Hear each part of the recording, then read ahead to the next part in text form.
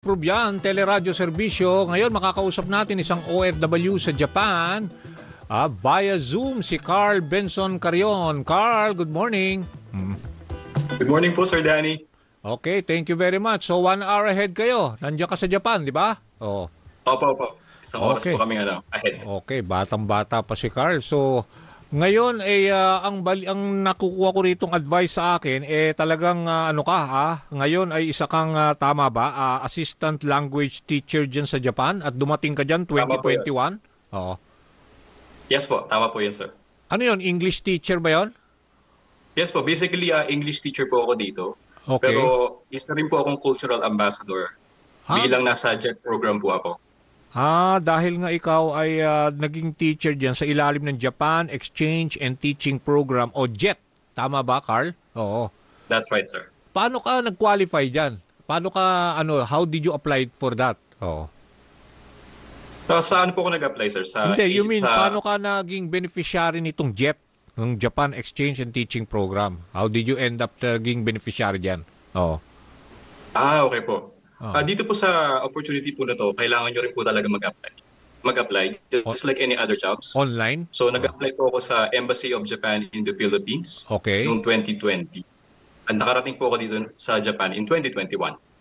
Okay, so bali ilang kayong let's say naging recipients niyan itong JET program?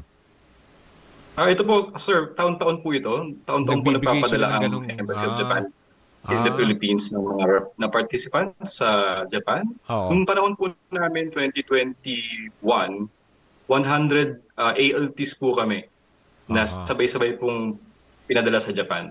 Every year po, I think dumadami na po yung representatives from the Philippines. Yun nga po yung nakakatuwa at nakaka-proud.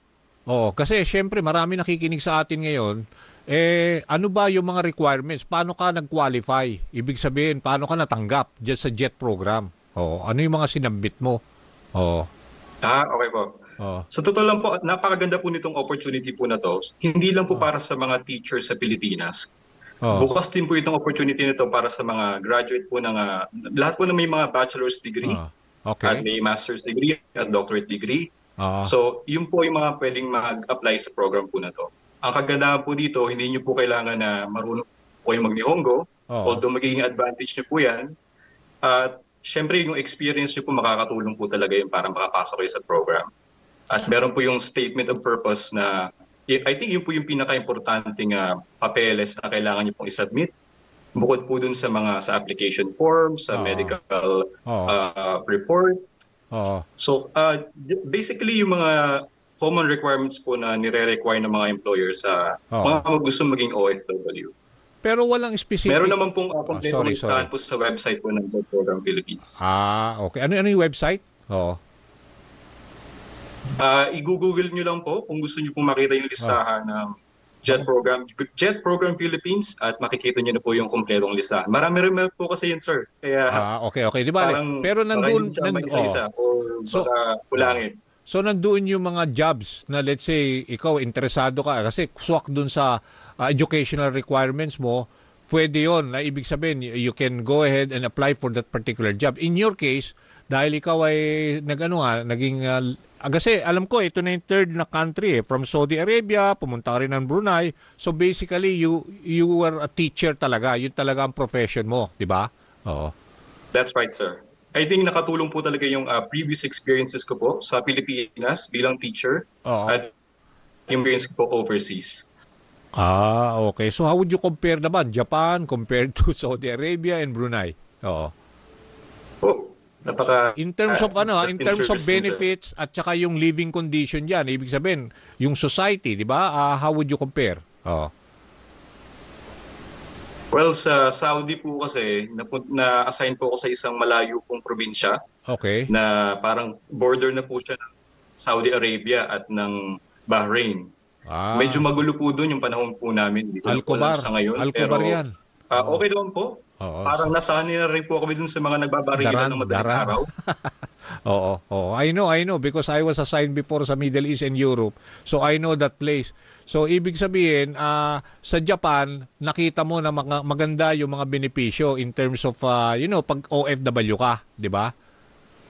Opo. Ang kagustuhan ko po sa current work ko po, sir, ay Oo. bilang isa rin po akong cultural ambassador. Oo.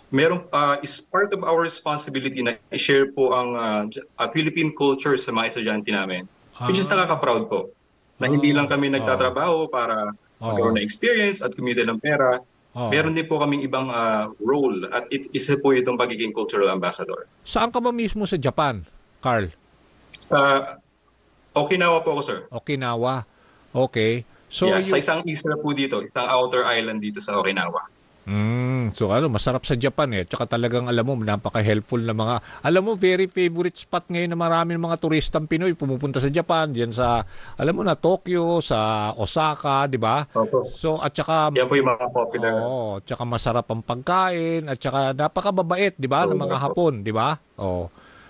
Yes, sobra po. I can really attest to the kindness Oo. and compassion of people here. Oo. So, alam ko, dahil nga sa sipag at tiyaga mo, Carl, somehow, natulungan mo yung pamilya mo rito sa Pilipinas. Alam ko, yung kapatid mo, na pagtapos mo, pulis na ngayon. Di ba, Carl? Oo.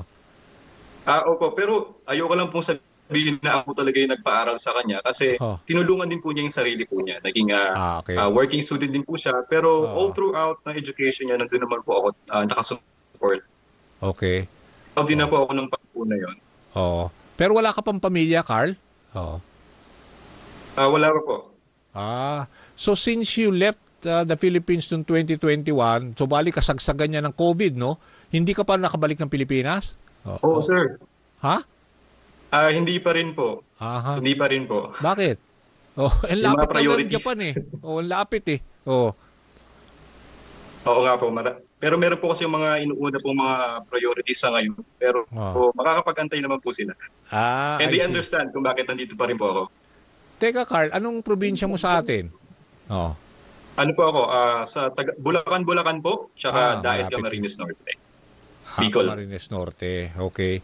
So, ibig sabihin, yung job mo, kasi sabi mo, cultural ambassador ka rin, meron ka rin ba mga side job na, let's say, pinapagawa sa'yo ng embahada dyan? Aside sa teaching? Oo. Hindi po. Hindi po nakikialam po ang embahada sa trabaho po namin. Consulate? Or Although what? ang embahada po, nag-update po sila sa amin via email at via sa mga post po nila sa Facebook page po nila ng mga cultural activities na pwede po kami maging involved bilang mga OFW po dito sa Japan. Oo. Pero dyan ba, kasi teacher ka na, lahat ba dyan, face-to-face classes na? Wala na kayo mga online? Oo, hindi na blended Wala na learning? po. Oo. Oo.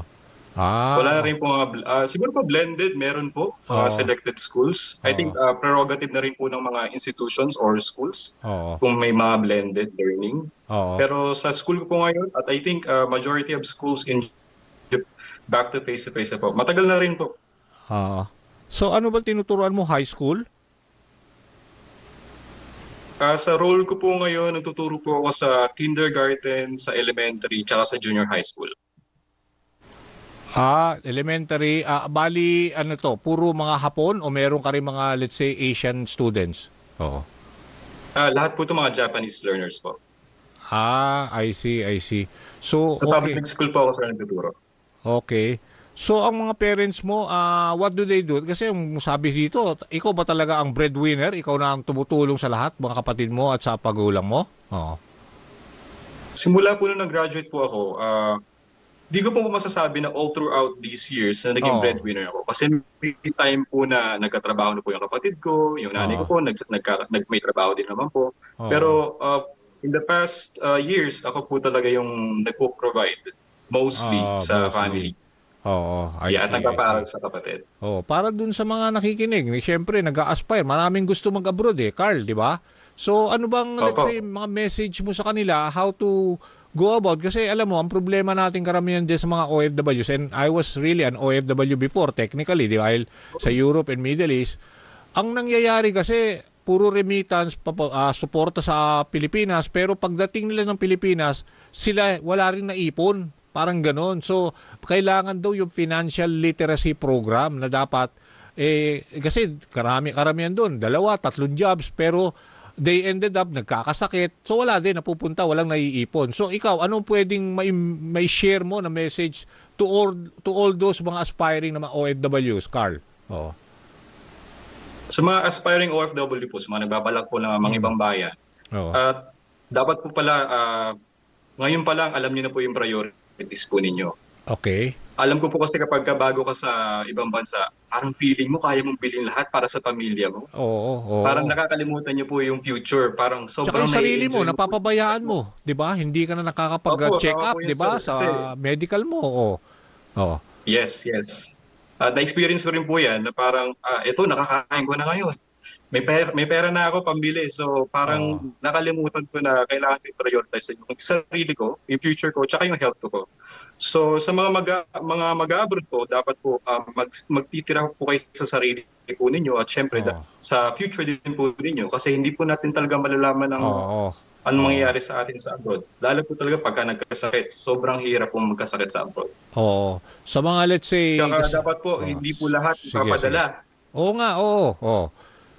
So you have to limit, 'di ba? Parang merong let's say parang 20% kailangan meron ka savings every month, 'di ba? Ilalaan mo sa sarili mo para just in case for emergency purposes. Tama ba? Yung ganun yung mga sinasabi ng ibang mga financial experts. Oo. That's right, sir. Kasi parang oras na magkasakit ka, yung pera na 'yan talagang gagamitin mo talaga yan sa sarili mo. Mahirap po kasing walang madukot kapag ka nasa ibang bansa ka. At ang problema po kasi kapag sinabi mo wala kang pera sa pamilya mo, minsan hindi po sila naniniwala. Hindi po sila makapaniwala na nangangailangan ka din, na meron ka ding binabayarang bill sa ibang bansa. Maganda kasi yung dapat po matutunan po nila yun at maintindihan. Oo nga, tama. Maganda yung mga sinishare mo. Yung background mo sa likod mukhang maganda. Yan ba yung mismong pad mo dyan? Yan ba yung tinitirhan mo? Oo. Opo. Ito po yung apartment ko, sir.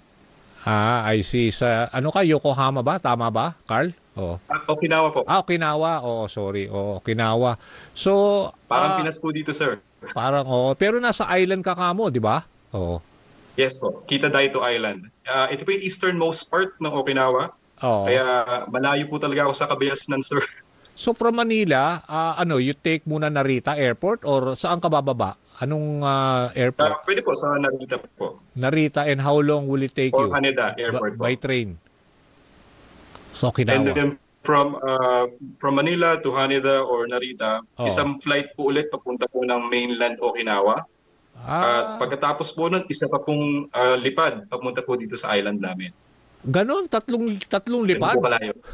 Ganon, tatlong lipad from Narita, tapos lilipad ka uli doon, and then isa pang lipad para sa Okinawa Island, yung island mo? Yes to.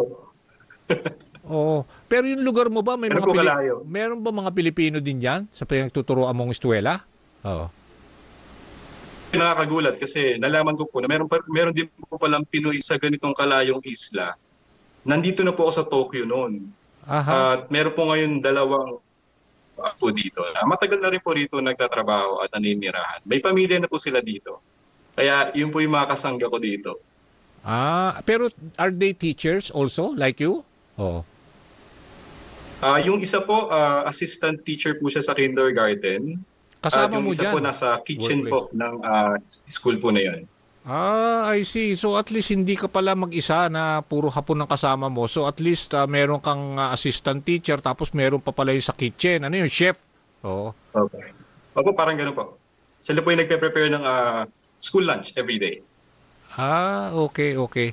So in terms of, let's say, dyan sa pinagtatrabawan mo, yung benefits na ibinibigay sa'yo, would you say okay naman? Meron ka bang allowance for yung accommodation or pati yung food mo libre, paano? Yung in terms of accommodation po, iba-iba po kasi talaga yun sa mga ALTs na katulad ko. Meron pong mga ALTs na kasabayan ko po na nasa city or nasa ibang province o ibang prefecture. Yung iba po sa kanila, sila po mismo nagbabayad ng 100% ng apartment po nila. Yung iba po 50%, yung iba po wala talagang binabayaran. In my case po, nagbabayad po ako ng 75% po ng aking total apartment rent is subsidized ng aking employer. Kaya sobrang laking blessing po nun para sa akin. So maraming ano din, parang ibig sabihin na meron ding benefit na gano'n, 'di ba? Na parang dagdag sa sahod mo, 'di ba? Oo. Opo, opo. Hindi Oo. po siya dagdag, pero bawas po siya sa bills. Oo. Oo, syempre. Oo, malaking bagay. Pero how would you compare, let's say, kasi nagturo ka rin sa Saudi Arabia, pareho nga ano yan, English teacher ka, di ba? Tapos at saka sa Brunei, Yes po. how would you compare yung teaching experience mo when it comes to, kasi yung mga Hapon ba, mas madaling natututo or mas saan ka nahirapan mag-adjust? Siguro mas nahirapan po ako dito sa Japan bilang isang English teacher. Okay. Oo. Kasi bilang assistant language teacher po ako, hindi po ako talaga yung main teacher sa classroom. Okay. Kumbaga, kung Oo. ano po yung sinabi sa akin ng Japanese teacher of English or yung JTE po na tinatawag, sila po Mm. kasi yung talaga nagtuturo ng English. Kumbaga kami po yung support. Japanese So yun. kung ano po Yung yung main. sinasabi Japanese po yun. nila na pwede namin gawin Oo. or activities na pwede namin i-prepare, doon lang po kami gumagalaw. Mhm. Pero meron din po akong mga responsibilities na ako po yung main teacher, which I'm very thankful for kasi at least doon napapractice ko po talaga na ako po talaga yung main teacher sa classroom. Pero dahil nga po sa difference nitong role ko dito compared to my previous roles as a teacher sa Brunei, sa Pilipinas, tsaka sa Saudi, Mm. doon po ako medyo nag-struggle kasi may mga bagay po na gusto kong gawin sa classroom na sa tingin ko maging effective para matuto po yung Mm. bata. Pero hindi ko po siya pwedeng gawin kasi hindi po siya part ng aking trabaho. Mhm. So how many hours, Carl, ang ginugugol mo? Let's say sa isang araw ba full-time ka sa pagtuturo o meron ka bang ibang trabaho? Wala na po akong ibang trabaho, sir. Kasi Oo. bawal po kaming Oo. mag-sideline dito. Ah, Under this program, bawal po may kami kontra mag-sideline. kayo na Lalabas dapat po kami, hindi ka. mag-tutor. Oo. Opo, bawal po yun. So, full-time po ako nagtatrabaho sa school po, sa mga schools po na pinagtatrabahuan ko ngayon. Pero how do Bali, you. 3 schools Oh. po yun. 3 schools ba? So ilang oras ka sa isang araw? Let's say 8 to 12 hours ka? Hindi naman po. Oh. Hindi Ah. naman po. May schedule lang po siya, sir. Kapag, let's say, pag Monday, mayroon po akong, nagtuturo po ako ng mga bata sa Mm, preschool. mm, Pag naman po, other days, nagtuturo po ako sa elementary tsaka sa junior high school. mm. And then paano mo na 7 isisingit? hours po. Bali cultural ambassador ka rin kamo, 'di ba? So you try to imbibe in them yung kultura din ng Pilipinas. So that's part of your curriculum, yung tinuturo mo. Oo. Sa mga high school Hindi ba po 'yon siya o part, teacher? hindi ko masabi kung part siya ng curriculum, sir. Pero Oo. part po siya ng English teaching po namin bilang isang ALT. Yun po, part po siya ng aming role. Aha. Pero Okay. napansin ko po kasi yung mga libre po dito, talagang design po siya to expose students to other cultures. Ah. Like sa Western culture, Asian culture. Ah. Kaya doon na po kami pumapasok bilang ALTs, Art Cultural Ambassadors. Pero as cultural ambassador, meron ba kayo para mga let's say textbooks about the Philippines na you want na you part of their your parang teaching 'di ba? Yun na nga yung lesson mo or mode mo na how to you share that book to them at ituro mo sa kanila. Wala po kami, sir, na ganung mga libro. Pero we have the Oh. internet as our Ah. resources Aha. para i-introduce po yung Pilipinas. At ibang kultura rin po. Hindi po ibig sabihin that that's because I'm from the Philippines. Ah. About Philippine culture lang po yung isi-share ko sa mga bata. It should be international. Kasi para ma-expose po yung mga bata, maintindihan po nila na there's a bigger world out there Ah. na hindi lang po about Japan, na may mga ibang kultura. Kasi yung mga Japanese po parang natingin nila na like this, for example, dito sa island ko na sobrang liit ng community, Oo. dapat po talaga malaman po nila na may iba pang kultura Oo. na makikita sa ibang bansa. At yun po yung ginagawa po namin. Kaya po kami pinapadala dito. At hindi lang po kami, sir, sa from the Philippines, yung mga ALTs. May mga ALTs din po from the US, from the UK, from the Ah. Netherlands, from Ireland, Aha. Singapore, marami pa po. So multicultural pala yan, yung mga kasama mo mga teachers Yes. diyan. So maganda, you learn also their 'di ba?